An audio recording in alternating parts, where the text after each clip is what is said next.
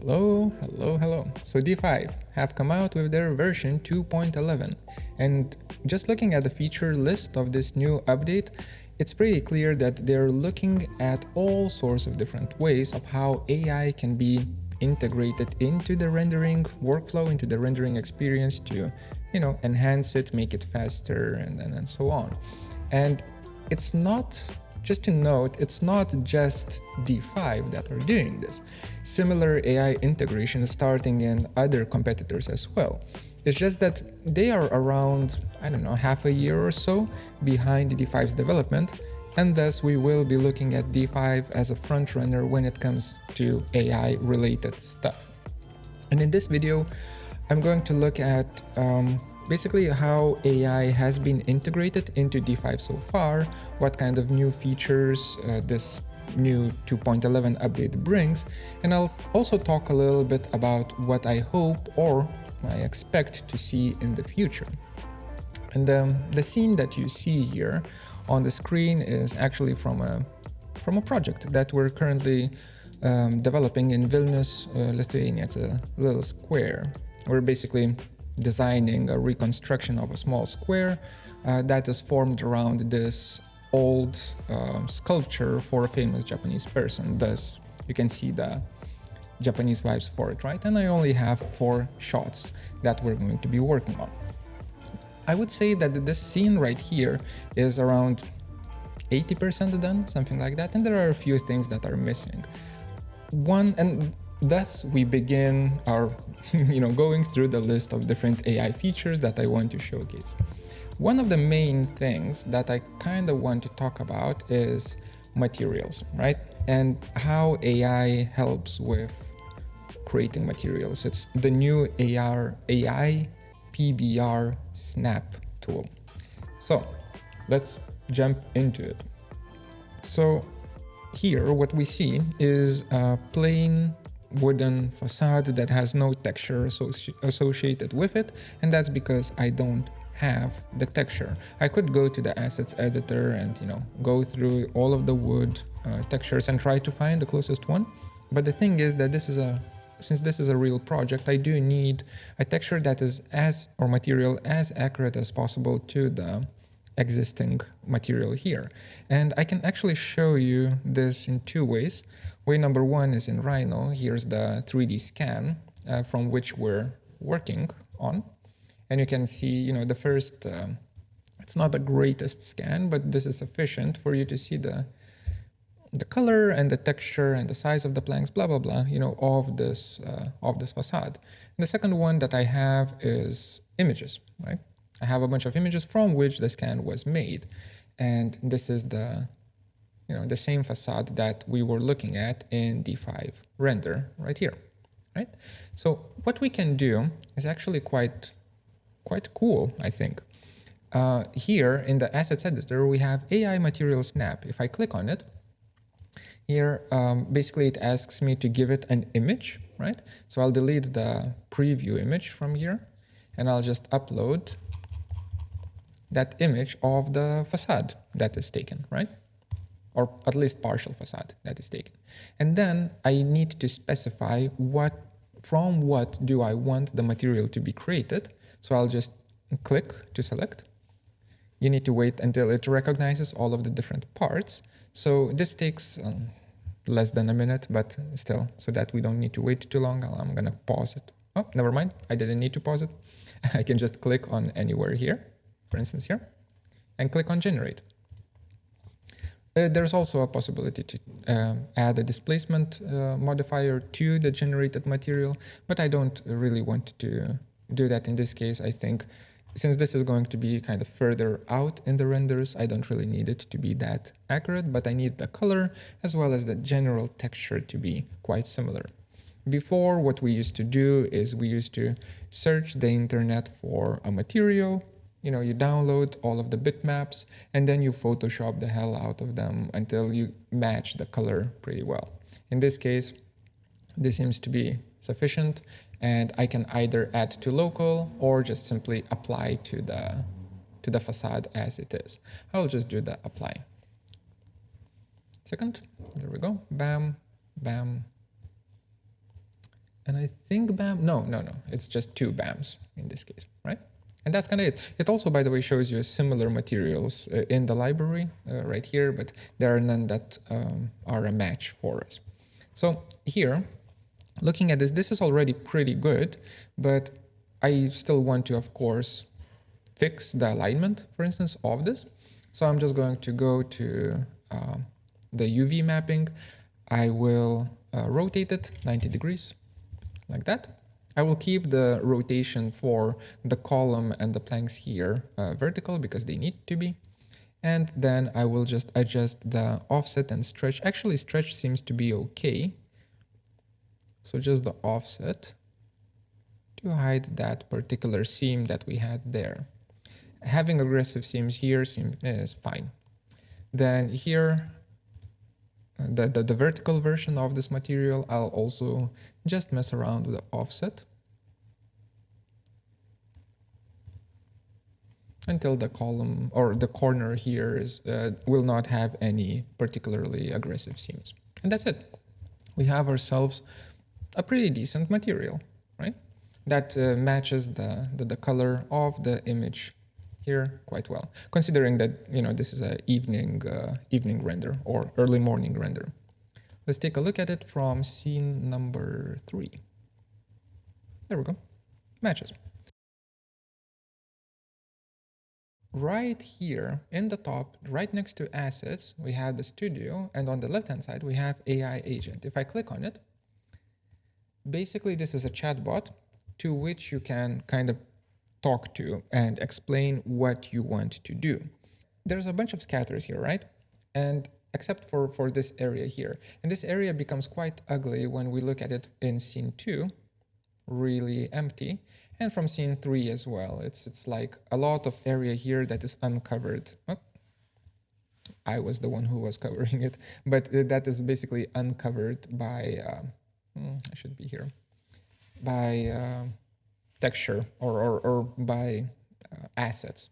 So what I want to do is I want to scatter greenery. But since the greenery that I'm going to be scattering is actually going to be the greenery that is going to be placed there, again, this is a real project, I need the greenery to be already kind of smartly selected so that it actually can survive in Sweden or in Lithuania, doesn't matter, but in the north, in this kind of a semi-shaded area. So what I can do is I can, from the smart planting tool for the AI chatbot, I can choose that, okay, I will want a floralless garden. I just click that as a starting template. And here in the bottom, you can see design a minimalist floralless garden featuring primarily foliage in Switzerland. Nope. Lithuania. Oops. Caps lock on. Lithuania. It must thrive in, instead of sun-drenched, I just changed to shaded, humid conditions, or shade dwelling human conditions. It also gives me prompt suggestions, right? So then once I do this, I can just send it to the chatbot and it's going to think a bit and it's going to basically go through the whole damn library, because now all of the assets in the library are tagged with, all foliage assets are tagged with what kind of light conditions does it want, in what kind of how far up north does it live, right? Does it like heat? Does it like the cold? And so on, right? And when is it green? So it's basically a bunch of tags, and it just goes through all of those tags, finding the best options. And from here we get the list, right? The answer. And then what I can do is I can just click on this auto scatter tool and select the material or area on which I want to scatter. There we go. 20 seconds or so. After 20 seconds, we have one prompt that says this particular asset needs to be updated. If you have some assets that are not updated or that are not downloaded, it's just going to show you a card of a missing asset. So in this case, I'm just going to click on update. And now we get ourselves 2 scatters.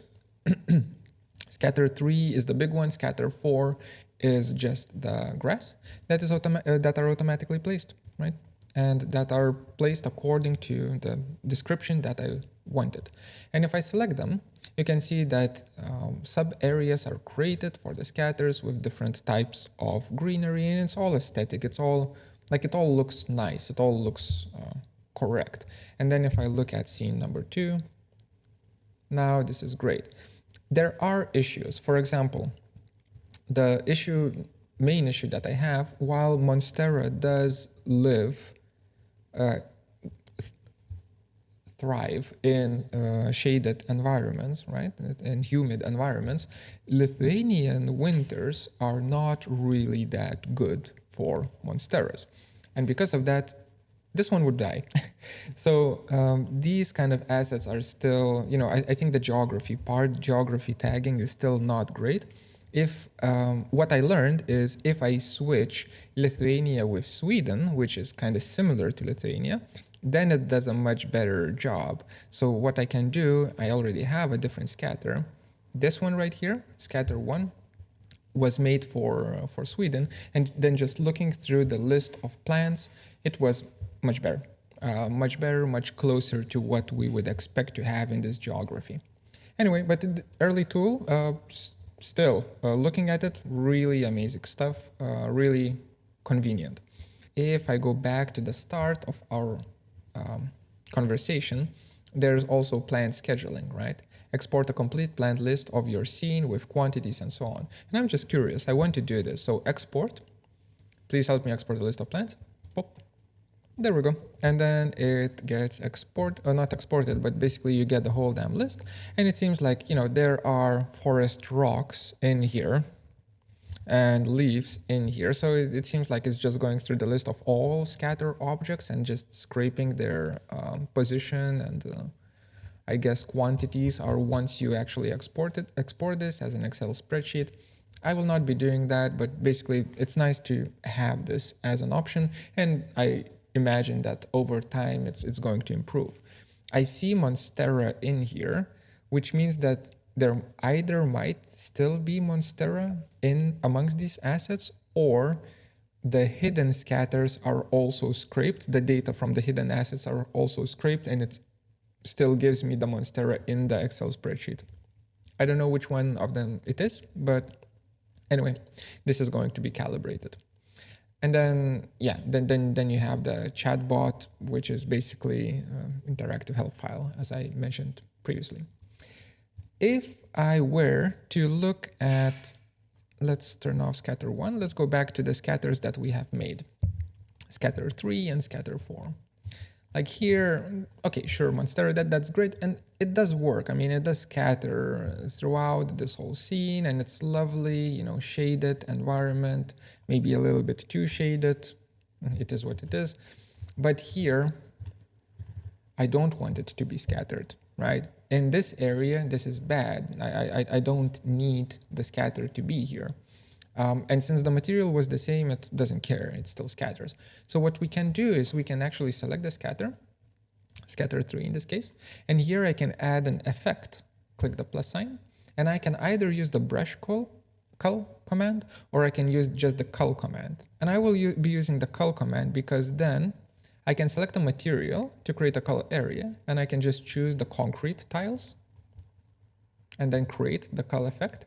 And it just kills whatever are close to the concrete tiles. And I can even increase the range. If I increase the range too much, it's going to start killing, it's basically going to make an offset from the material. In this case, I don't even need to increase the range. This seems to work.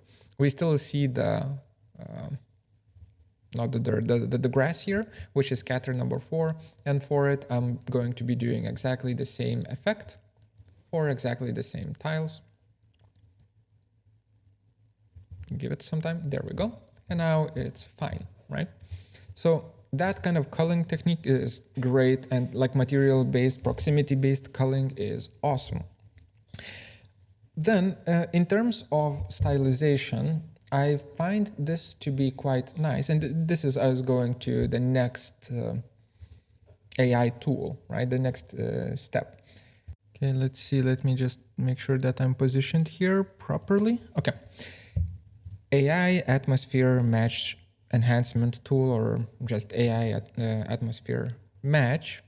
is not a new tool, but it has been improved in this version of D5 2.11. If I click on this, I can snap the current view. Basically, it gives me the print screen of the view that I currently have, and then I can try to either upload or select an image that I like from the library here. They're pretty small. That I want the vibes to be matched to, the atmosphere to be matched to, right? So for example, let me just randomize this. Let's go for something like this, right? This view right here, generate. It's gonna take a little bit of time. And once it's done, there we go. Basically, we get this atmosphere from this image on our scene, and it seems to be doing pretty damn well. Previously, it used to be a little bit hit and miss with these AI atmosphere match tools, but in this time around, it seems to be quite nice. And then we have the strength for it, right? So let me close that. And then here, of course, I can, as per usual, just change the rotation of the sunlight to be a little bit more in line with what I want to achieve. And thus, we have successfully created a new scene that has a completely different atmosphere from the scene that we had before. Scene 1, scene 5. That's pretty damn neat. So that's another AI tool that, you know, just kind of changes all of the settings for you, and then all you need to do is do minor adjustments to get the final result. At this point, we're probably tired of all of the AI features, so let's take a break. Two nice features, but that are not AI, that D5 2.11 has are AXO. You can do parallel projections now. Here under display, under scene 4, I can just choose, in this case, parallel 2-point or perspective, right? So I can just choose parallel and it gives me a parallel view, which is great. And then another thing is the auto exposure, right? So let me just go to, let's see, scene 3, this one right here. And if I turn on auto exposure, this is what I get, right? And basically, the more I look at the light, the more over or underexposed the rest of the scene is going to be. Before auto exposure, you couldn't really control it, right? It was just always snaps automatically, and the exposure control snaps automatically, and that's it. Now what you get is under effects, auto exposure compensation. I can tone it down, and it can always expose automatically, but always have it a little bit darker than what it wants to expose to. Okay, so that's that. Now we can actually go back to AI stuff. Let's render out one of the scenes and do some AI shenanigans with it. All right, so I have all of the scenes rendered out, and what I will be working on, let's work on the third one. So scene 3, right? Here, after the render has succeeded, I have my AI post-processing tool, top right corner. If I click on it, it opens up the scene where I can choose this window where I can choose which scene I want to work on, and it's highlighting scene 3. Great. I double click on that, and now I'm going to be in this menu. Okay, I'm in the good corner. And basically, this menu is all about what happens after you have already rendered out the scene. So imagine, we used to do Photoshop. Now we do AI, and then we might do a little bit more Photoshop afterwards. There are two main things that I want to focus on. Technically, 3. Thing number 1 is AI enhancer. Thing number 2, AI style transfer. Thing number 3 is InPainting. The way of how this works, once I select the enhancer, it asks me for, is it the whole thing that I want to upgrade to make it more photorealistic, or is it only parts of it? In this case, I will want to upgrade the whole thing. So I'm not going to be selecting any objects here. And for enhancement weight and strength, I'm going to use the defaults. I find that those work quite well.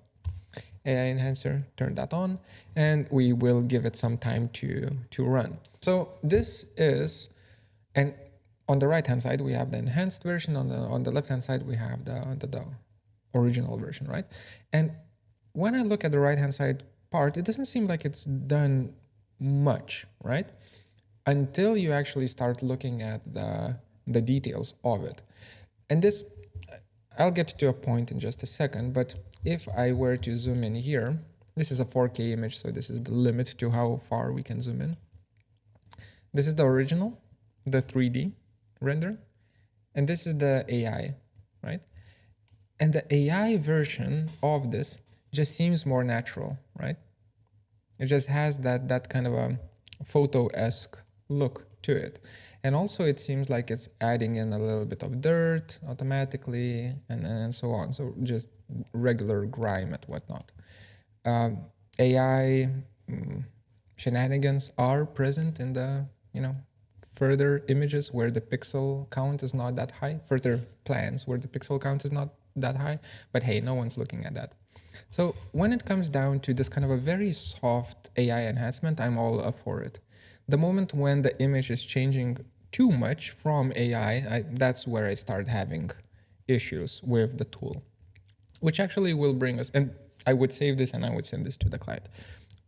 But this does bring us to another tool here, which is AI style transfer, which does work perfectly fine. Let's do marker drawing. We can choose whatever drawing we want. We can also choose realistic scenes and get even upload an image from an artist or from another architect to mimic the style of them.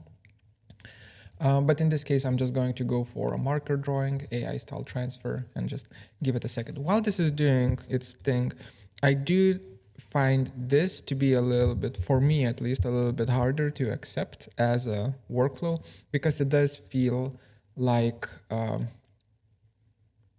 don't know how to describe it. It does feel like you are mimicking something that you shouldn't mimic, especially if you are downloading images from the internet and you're trying to match the style to those images. And generally speaking, I don't find that to be very, very nice. With that being said, this tool does work. It works in a little bit of a weirder way. For example, here, it did decide that this is going to be grass now, even though clearly I want to have white stones. But, it is what it is. But either way, then we have the third tool that I wanted to talk about, the InPainting tool, which is basically bringing, well, let's not do it here, let's do it on this one, where you can basically replace greenery, paint in grass wherever you want it, and just generally add in detail. In this case, this particular render is very busy, so I will not be changing anything, but it's just nice to know that you can. After rendering, you can actually specify a particular area, a particular zone, and add in, I don't know, grass or foliage in there. One thing to note is, this is kind of important, notice how some zones that I select are really large, and it's having troubles understanding where the boundaries are of certain objects. If you don't want that to be a thing, you can preemptively help D5 determine what object is where by rendering a pass. So here under image, right, for this one, a channel, I could tick mark channels, and I could choose to render AI post channel, which will drastically improve the quality of you being able to select different objects post rendering to enhance, improve, and then change them up. In this case, I didn't want to do that, so I didn't render any channels whatsoever. All right. So that's AI post-processing. At the end of the video, I'm going to show you my workflow for actually rendering an animation with AI from a static image. Stick around for that, but that one is not part of D5 anymore. That is going to be an external tool, external platform, right? So that's all AI stuff. Before we finish, and before I give you my final thoughts about this, I just want to show you one of the more powerful tools in D5 2.11 that have come out that I find to be really, really nice, but they are not AI-based, AI related.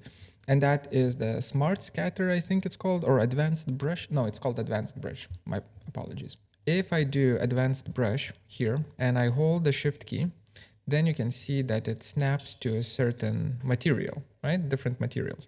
And then as I start brushing on, it will only brush on top of those particular materials. This is really, really useful.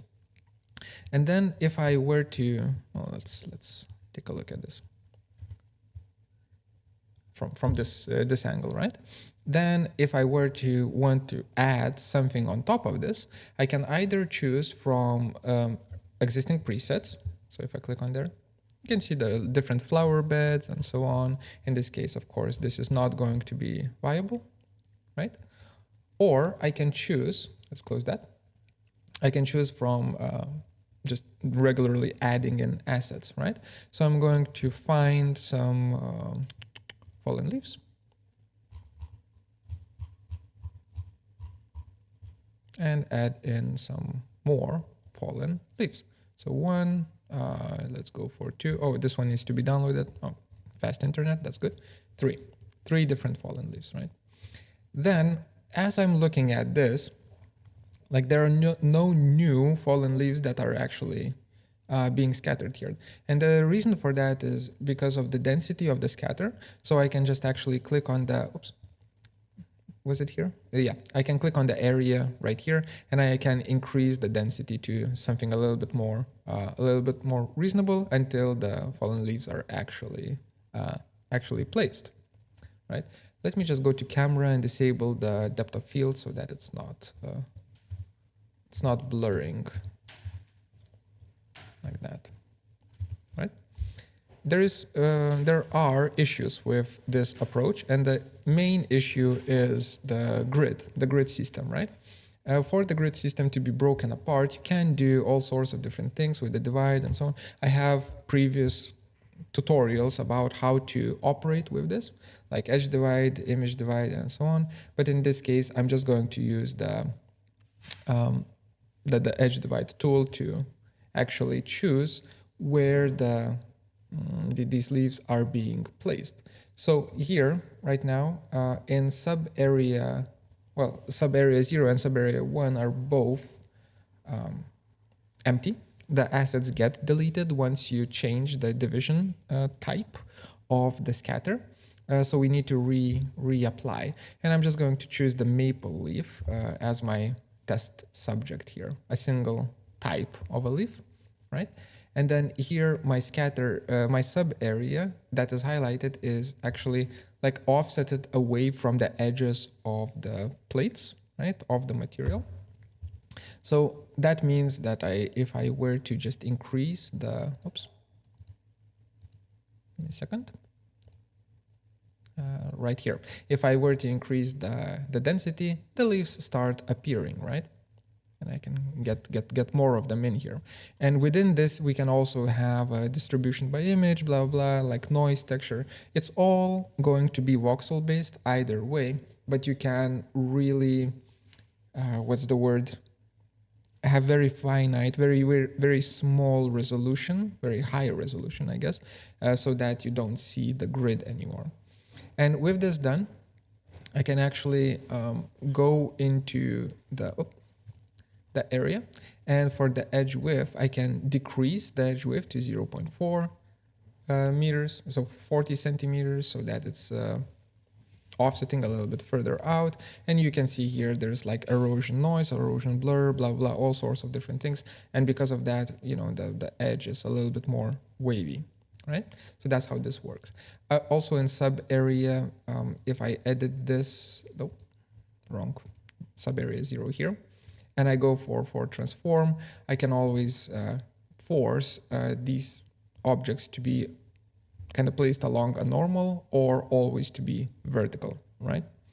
and random offset if you want to break apart from the grid, random scaling if you want some of them to be bigger and smaller, random rotation, right? So there's a bunch of things that you can work with here. So that's basically how this advanced scatter brush tool works.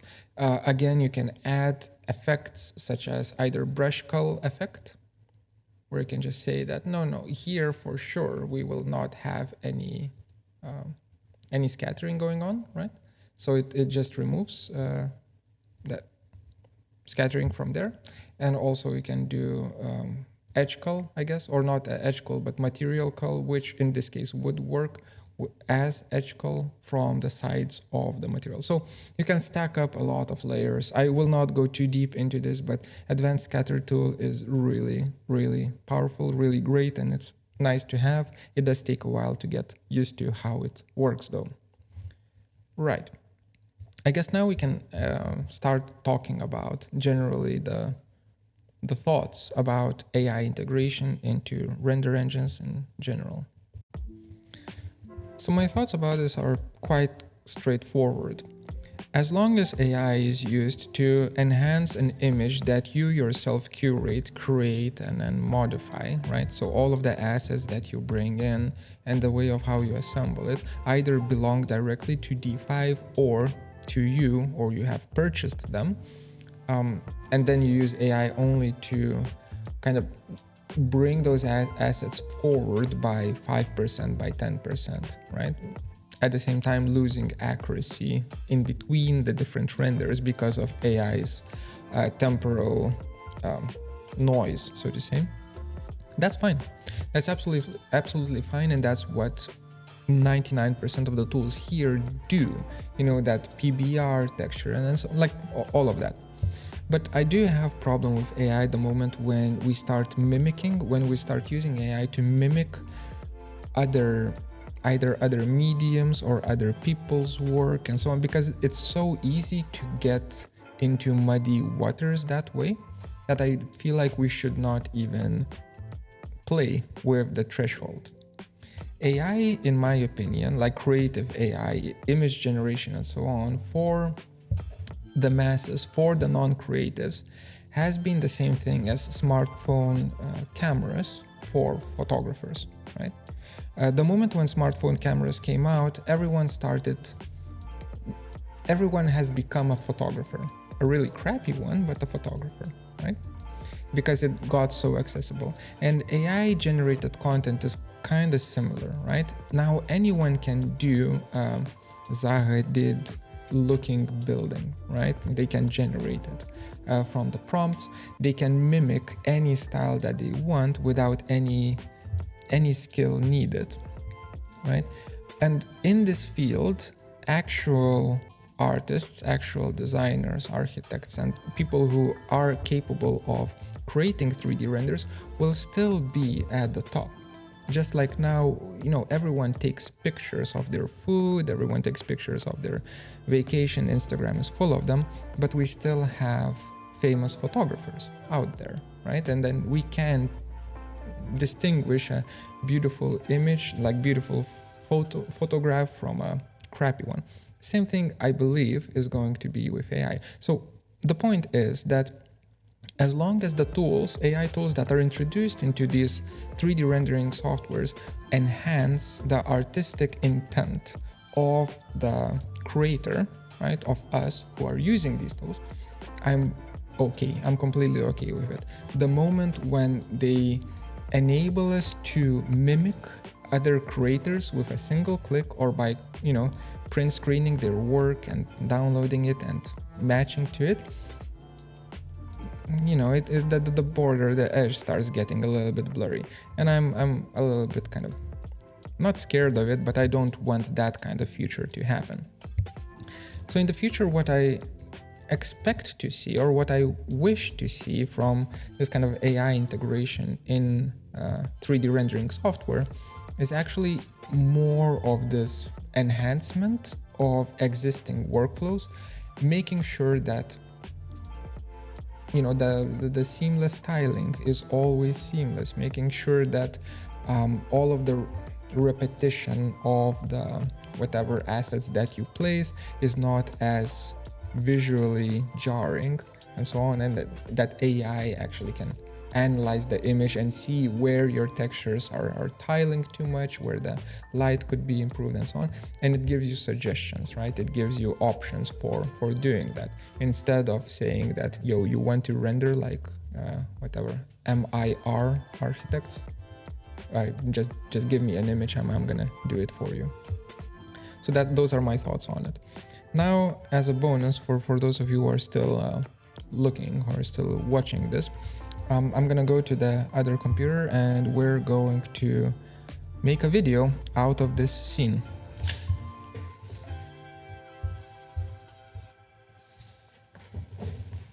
All right. So here we have the rendered images. I should be here.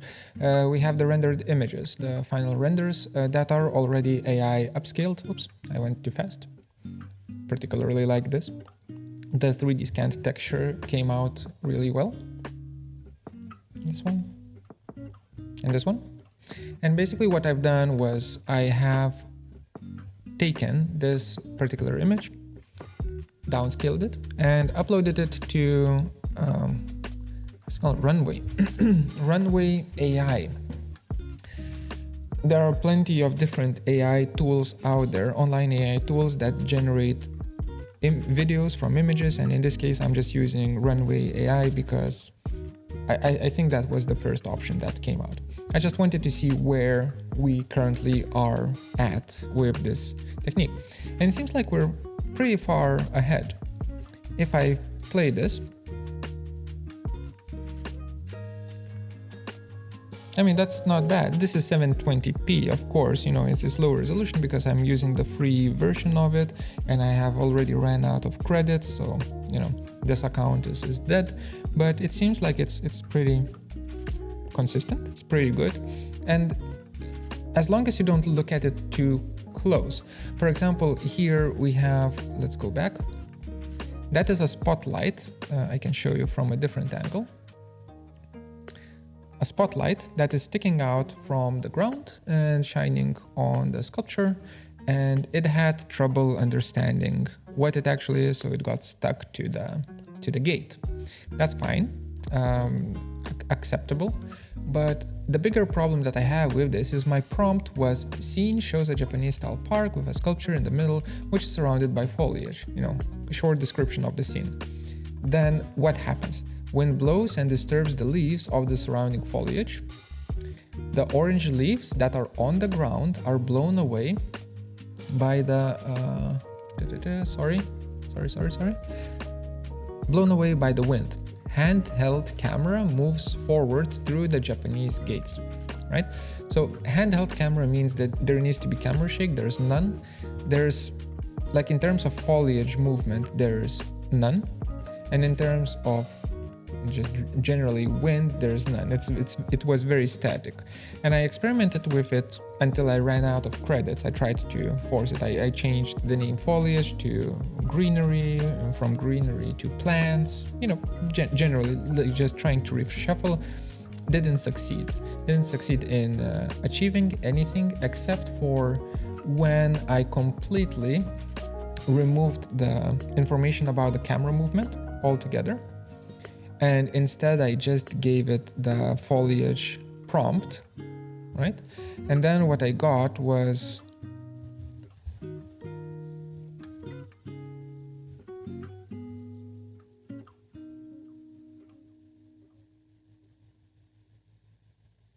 I'll see you in the next one.